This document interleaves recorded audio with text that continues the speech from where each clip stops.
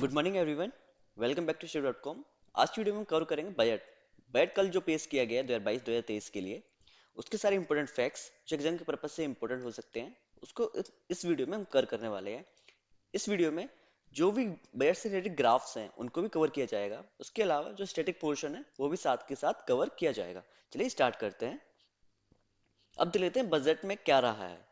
इस साल का जो बजट रहा है उसमें रिसिप्ट क्या है, एक्सपेंडिचर क्या है, मतलब रिसिप्ट में पैसा कहाँ से आएगा और एक्सपेंडिचर मतलब पैसा कहाँ जाएगा, उसका हम देख लेते हैं। रिसिप्ट में दो तरीके के होते हैं, रेवेन्यू और कैपिटल। तो रेवेन्यू में कितना फंड एलोकेट किया गया है, बताया जाएगा कितना रुपया कहाँ से आएगा। 22 लाख करोड़ आने वाला है रेवेन्यू से, और कैपिटल से कितना आने वाला है, 17 लाख। कितना आने वाला है, 17 लाख करोड़। उसके बाद खर्चा कितना करेगी गवर्नमेंट रेवेन्यू में, 31 लाख 94 हजार करोड़ रुपए खर्च करेगी रेवेन्यू एक्सपेंडिचर में। और कैपिटल एक्सपेंडिचर में कितना खर्च करेगी, 7 लाख 50 हजार करोड़। ये पिछले साल से अराउंड 30% 35% ज्यादा है capital expenditure as comparison to last year. Next चलते हैं। रेवेन्यू रिसिप्ट क्या होता है। रिसिप्ट जो गवर्नमेंट की होती हैं जिनको वो रिक्लेम नहीं कर सकती, ये दो तरीके की होती है, टैक्स रेवेन्यू और non tax revenue. Tax revenue में क्या आता है, जैसे डायरेक्ट टैक्स से रुपया आता है, इनडायरेक्ट टैक्स से जीएसटी है उससे रुपया आता है। तो सारे क्या होते हैं, गवर्नमेंट के रिसिप्ट होते हैं। अब की नंबर्स देख लेते हैं कि कहाँ कहाँ से रुपया आने वाला है। रेवेन्यू रिसिप्ट में हमने देख लिया कितना फंड कितना रुपया होगा, 22 लाख करोड़। कैपिटल रिसिप्ट में कितना आने वाला है, 17 लाख करोड़। टोटल रिसिप्ट में कितना है, टोटल हमारा कितना रुपया आएगा, 39 lakh, 39 lakh crore 44,000। Effective capital expenditure हमारा कितना रहने वाला है, 10 लाख करोड़। कितना, 10 लाख करोड़। रेवेन्यू डेफिसिट कितना रहेगा, 9 lakh crore, 9 lakh crore. Effective revenue deficit ये कितना रहने वाला है, 6 लाख करोड़। फिजिकल डेफिसिट कितना रहेगा हमारा, 16 लाख करोड़। वो प्राइमरी डेफिसिट कितना रहने वाला है, 7 लाख करोड़। नेक्स्ट चलते हैं। अब देखते हैं रुपया कहाँ से आता है, रुपया कहाँ जाता है। मतलब गवर्नमेंट की जो रुपये है, 1 रुपये है, उसको हम 100 पैसे के इक्वल मानते हैं। तो हम ये डिफाइन करेंगे कि रुपया की गवर्नमेंट की तरफ रुपया कहाँ से आता है और गवर्नमेंट खर्चा कहाँ करती है। तो रुपये कम्स फ्रॉम, रुपया कहाँ से आता है। सबसे ज्यादा रुपया कहाँ से आता है, बोरोइंग एंड अदर लाइबिलिटीज। कहाँ से, बोरोइंग एंड अदर लाइबिलिटीज से 35 पैसे हम मानते हैं। तो कॉर्पोरेट टैक्स से कितना आता है, 15 पैसे। इनकम टैक्स से 15 पैसे। कस्टम्स से 5 पैसे। यूनियन एक्साइज ड्यूटी से 7 पैसे। गुड्स एंड सर्विस टैक्स से 16 पैसे। नॉन टैक्स रेवेन्यू से 5 पैसे। नॉन डेट कैपिटल रिसिप्ट से 2 पैसे। और रुपया कहाँ जाता है, सबसे ज्यादा रुपया कहाँ जाता है इंडिया का, सेंट इंटरेस्ट पेमेंट्स में। कितना, इंटरेस्ट पेमेंट 20 पैसे। उसके बाद स्टेट के शेयर होते हैं टैक्स एंड ड्यूटीज में, 17 पैसे। फिर सेंट्रल सेक्टर जो स्कीम चलती है और उसमें जाता है 15 पैसे। और फिर अदर एक्सपेंडिचर होते हैं 9 पैसे। सेंट्रल की स्पॉन्सर स्कीम होती है 9 पैसे। डिफेंस में खर्च होता है, सब्सिडीज में खर्च होता है, finance commission and other transfers में खर्च होता है, पेंशन में खर्च होता है। ये सारे कहाँ होते हैं, जो गवर्नमेंट है उसके खर्च होते हैं। अब जो डेफिसिट है उसमें ट्रेंड देख लेते हैं कि इस साल क्या ट्रेंड रहा है। तो इस गवर्नमेंट ने टारगेट किया कि इस साल का जो फिजिकल डेफिसिट रहा है वो कितना टारगेट किया है, 6.4%। जीडीपी का 6.4% टारगेट किया गया है फिजिकल डेफिसिट। और प्राइमरी डेफिसिट कितना टारगेट किया है, 2.6%। कितना, 2.6%। ये हमेशा फिजिकल डेफिसिट से कम होता है। उसके बाद रेवेन्यू डेफिसिट कितना टारगेट किया गया है, 3.8%, 3.8%। और इफेक्टिव रेवेन्यू डेफिसिट टारगेट किया है 2.8%, 2.8%। अब देख लेते हैं सेंट्रल गवर्नमेंट के एक्सपेंडिचर। ये फैक्ट्स लिखे हुए हैं, इसको याद करना जरूरी नहीं है क्योंकि ये नंबर्स हैं। और ये कितना टारगेट है उसे आप देख सकते हैं। नेक्स्ट चलते हैं। टैक्स टैक्स रिसिप्ट में क्या ट्रेंड रहा है, ग्रॉस टैक्स रिसिप्ट रहा है 10.7% जीडीपी। इनडायरेक्ट टैक्स रहा है 5.2% ऑफ जीडीपी। और डायरेक्ट टैक्स कितना रहा है, 5.5% of GDP. Next, indirect tax proposal क्या क्या किए गए हैं। आईटी ड्रिवन कस्टम एडमिनिस्ट्रेशन किया गया है स्पेशल इकोनॉमिक जोन में। उसके बाद अनब्लेंडेड फ्यूल को अट्रैक्ट किया को यूज किया जाएगा, जिसमें एडिशनल एक्साइज ड्यूटी। उसके बाद custom duty rates calibrated to provide great structure to facilitate domestic electronic manufacturing. उसके बाद extension of custom duty exemption to steel cramp, review of custom exemption, tariff simplification. ये सारे indirect tax proposal के में किए गए हैं। फिर नेक्स्ट देखते हैं इन्वेस्टमेंट, फाइनेंसिंग ऑफ इन्वेस्टमेंट। मतलब इसका मतलब क्या है कि गवर्नमेंट कहाँ कहाँ पर इन्वेस्टमेंट करने वाले हैं। उसके prioritising capital expenditure, prioritising capital expenditure. देखिए इसमें इंपॉर्टेंट, सबसे ज्यादा इंपॉर्टेंट क्या है, introduction of digital rupee by RBI. RBI ने कहा है कि वो एक डिजिटल रुपी को इंट्रोड्यूस करेंगे जो अराउंड इस साल से स्टार्ट हो जाएगी। इसका यूज हम क्या कर सकते हैं, जो हमारे डेली के खर्चे हैं, मतलब एक तरीके से डिजिटल करेंसी होगी। जैसे हम यूज करते हैं फोन पे यूपीआई वगैरह, लेकिन ये एक तरीका जैसे डिजिटल करेंसी होगा, जिसको वन टू डे लाइफ में यूज कर सकते हैं, डे टू डे लाइफ में। उसके बाद green bonds to mobilise resources, मतलब गवर्नमेंट पैसा कहाँ कहाँ से लेगी, तो उसमें एक एक ग्रीन बॉन्ड से गवर्नमेंट जो है रुपया उठाएगी। उसके बाद फाइनेंस करेगी जो सनराइज सेक्टर का मतलब क्या है, जो नए सेक्टर राइज हो रहे हैं, मतलब वो सेक्टर जिनमें अभी प्राइवेट कंपनी अपना इन्वेस्टमेंट करने से डरती हैं, वहां पे गवर्नमेंट इन्वेस्ट करेगी ताकि वो फ्यूचर में जाके ग्रो कर सकें। तो उसको बोला गया सनराइज सेक्टर। सर, स्टेट को बोला गया कि अपना जो उनका डेफिसिट है, फिजिकल डेफिसिट, उसको 4% तक रख सकते हैं, लेकिन ये भी कहा गया है कि आप अपना जितना फिजिकल डेफिसिट कम हो सके उसको उतना से उतना कम करने की कोशिश कीजिए। फिर एक प्रोग्राम चल रहा है एनएसपी टू पीएम गति शक्ति में, PM development initiative for north east region के लिए डेवलपमेंट के लिए एक इनिशिएटिव है। तो इसमें फंड एलोकेट किया गया है 1500 करोड़ रुपए। कितना? 1500 करोड़ रुपए। इसका ऑब्जेक्टिव क्या है? Enable livelihood activities for youth and women and filling gaps in various sector.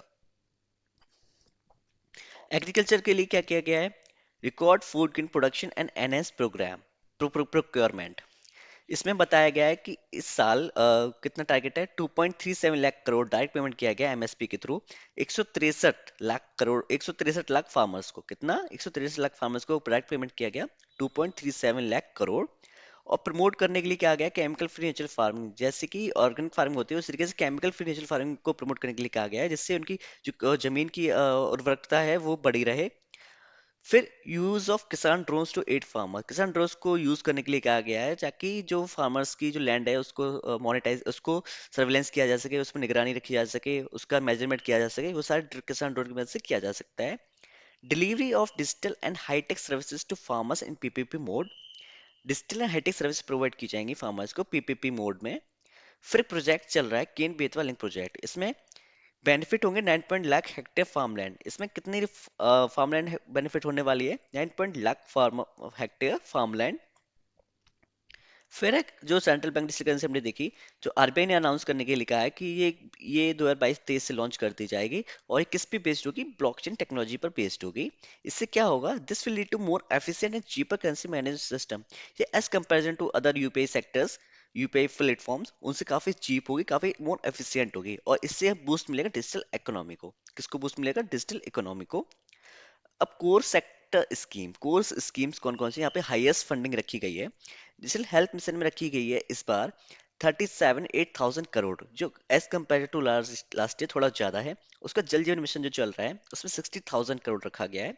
Digital education mission में रखा गया 39,553 करोड़। कितना? 39,553 करोड़। फिर कोर स्कीम जिनमें हायर फंडिंग है, फिर है प्रधानमंत्री ग्राम सड़क योजना। प्रधानमंत्री ग्राम सड़क योजना में कितना फंड एलोकेट किया गया है? 19,000 करोड़। फिर पीएम किसान योजना में 68,000 करोड़।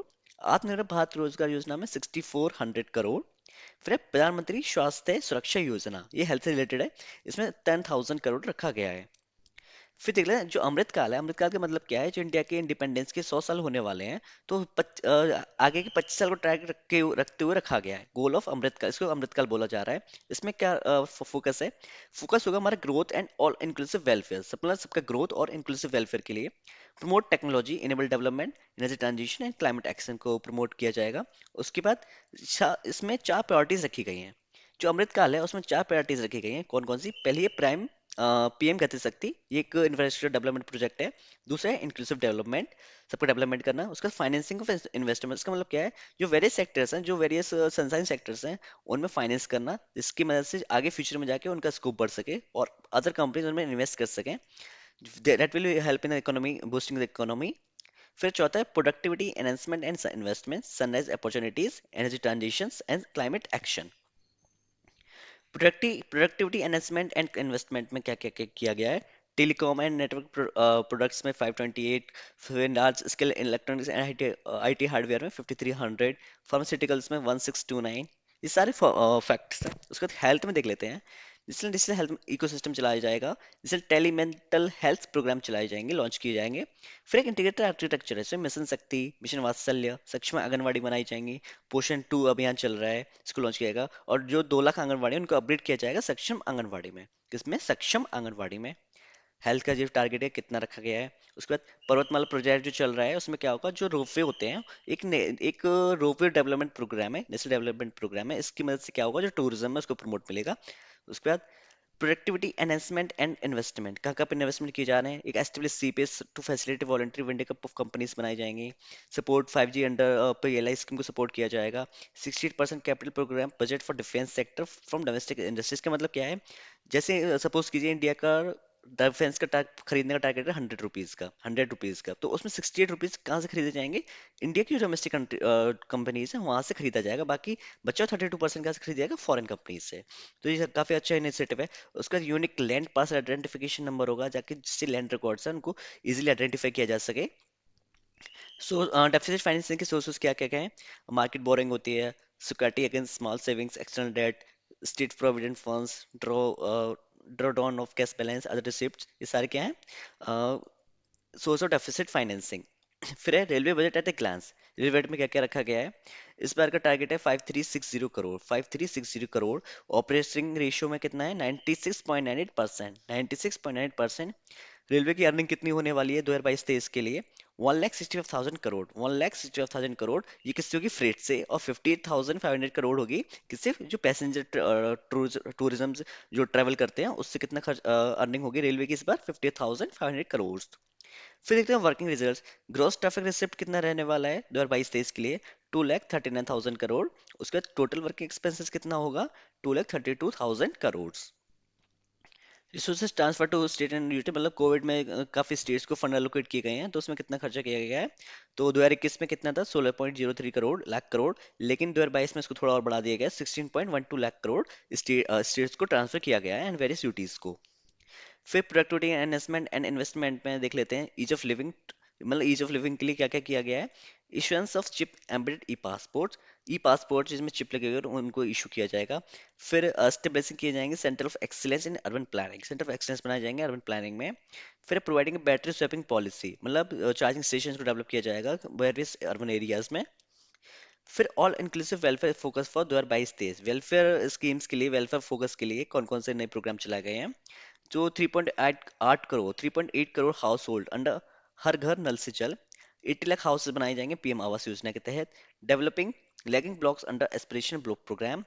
फिर एक कॉन्सेप्ट आया था वाइब्रेंट पुलिस प्रोग्राम। इसमें क्या होगा, जो हमारे नॉर्दर्न बॉर्डर पर जो विलेजेस हैं उनको डेवलप किया जाएगा, वहाँ पे इंफ्रास्ट्रक्चर को डेवलप किया जाएगा।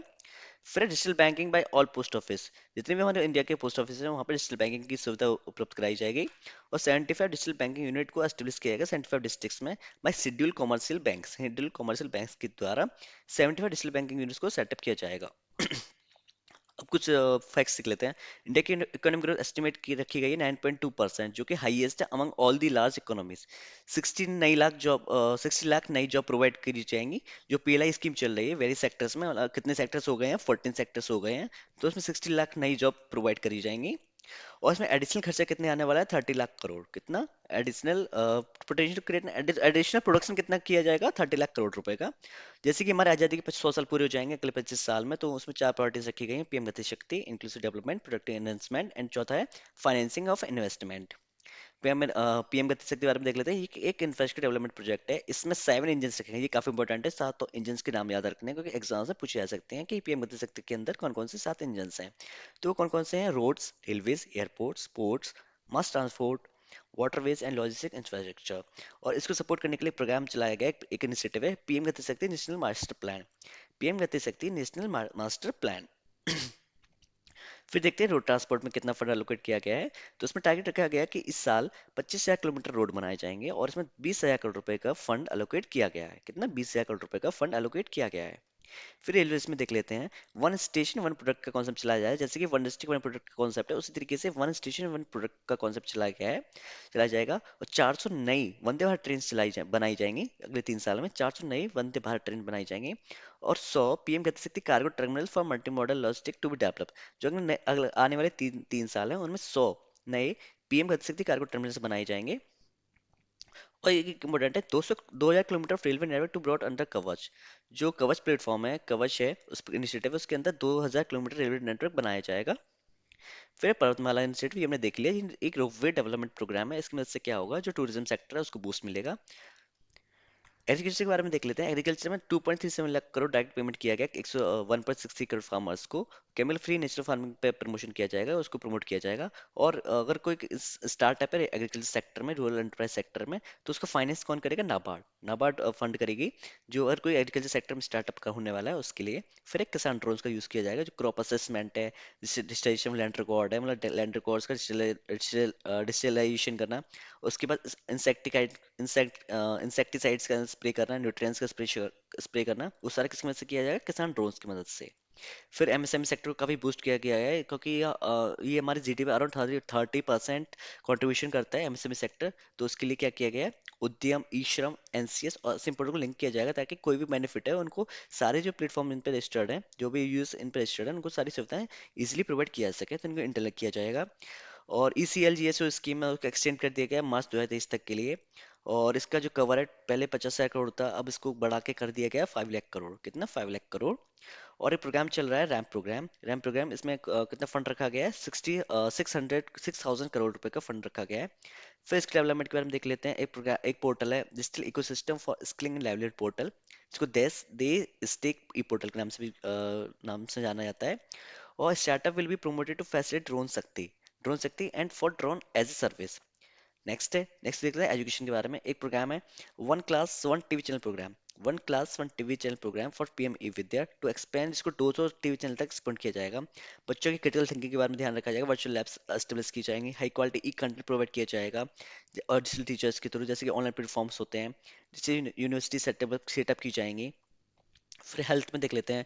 National tele mental health programme चलाए जाएंगे, और नए एक network of 23 tele mental health centre of excellence ये सेटअप किए जाएंगे, विद निमांस के साथ डेवलप किया जाएगा।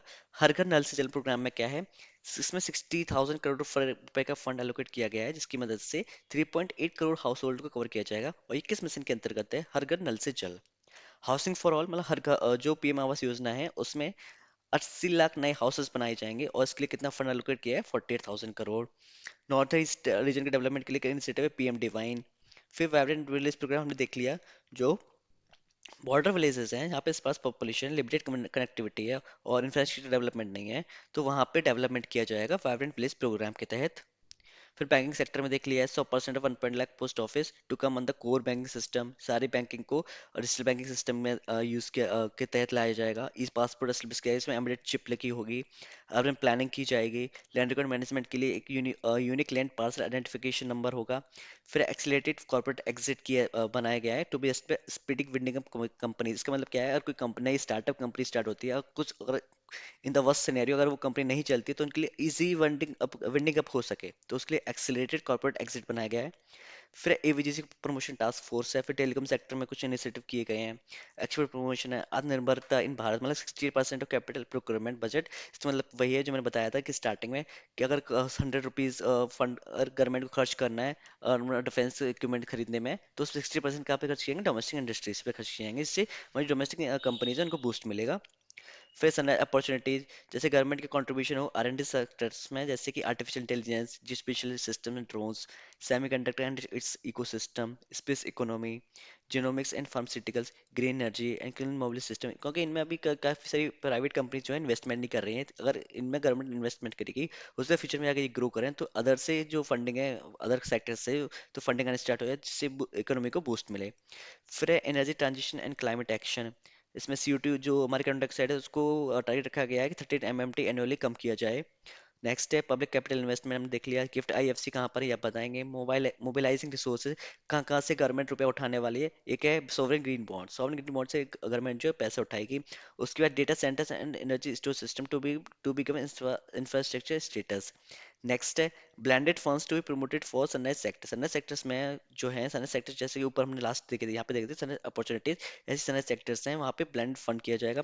फिर डिजिटल रुपये का कॉन्सेप्ट हमने देख लिया कि इसको लॉन्च किसके द्वारा इंट्रोड्यूस किया जाएगा, RBI के द्वारा 2022-23 में। फिर है providing greater physical space to states next. अब ये हमारा कुछ फाइनल स्टेटमेंट है। फिजिकल मैनेजमेंट कितना रहा है इस बार का? बजट का एस्टिमेट कितना रहा है? 34.83 लाख करोड़। फिर रिवाइज एस्टिमेट कितना रहा है? 37.770 लाख करोड़। टोटल एक्सपेंडिचर कितना होने वाला है इस साल? 39.45 lakh crore. Total receipts other than borrowing in 2022-23 कितना रखा गया है? 22.84 लाख करोड़। फिजिकल डेफिसिट इस साल कितना रहने वाला है? 6.9% ऑफ जीडीपी। कितना? 6.9% ऑफ जीडीपी। और physical deficit in 2022-23 estimated at 6.4% of GDP. Next देख लेते हैं। ये था हमारा बजट के analysis. Thank you for watching.